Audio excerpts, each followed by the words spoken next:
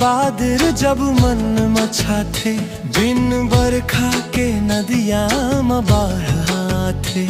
तय हस लागे कि मिलगे किनारा, तोर बिना अंधियार है जग हसारा।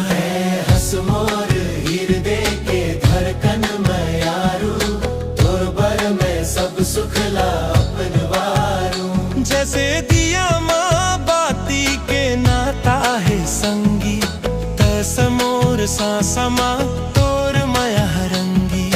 हस मोर हृदय के धड़कन में यारू।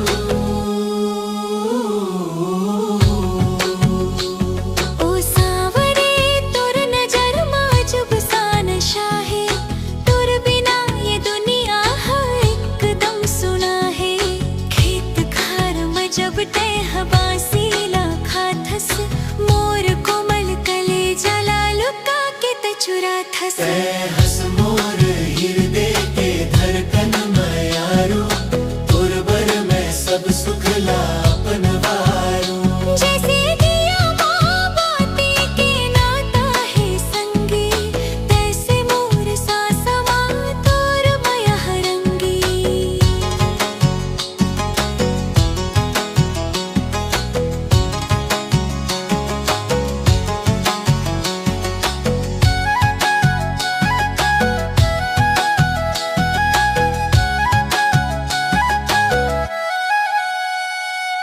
तोर डगरिया मैं पलक ला बिछा दूं, तोर हर एक पिराला हंस के मैं उठा लूं।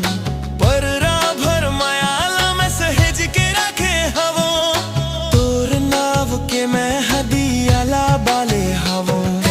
हस मोर हृदय के धड़कन में यारू, तोर बर में सब सुखला अपनवारू। जैसे दिया माँ बाती के नाता है संगी, तैसे मोर सा समा तोर माया रंगी। नदिया के कलकल माँ तोरे सुर बाजे, बिना तोर देखे श्रृंगार नहीं साजे। पांचे गाठे हरदी कसमन पियर होगे, मैया के ये समंदर में मैं हते मखोगे। हस मोर हृदय के धड़कन में यारू, तोर बर में सब सुखला अपनवारू। जैसे दिया माँ बाती के नाता है संगी, तैसे मोर सा समा तोर माया रंगी।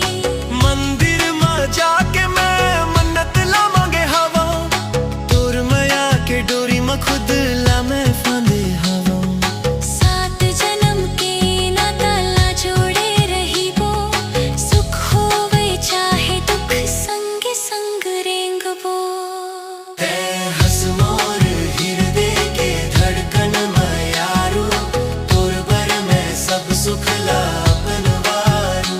जैसे दिया माँ बाती के नाता है संगी, तैसे मोर सा समा तोर माया रंगी। जैसे दिया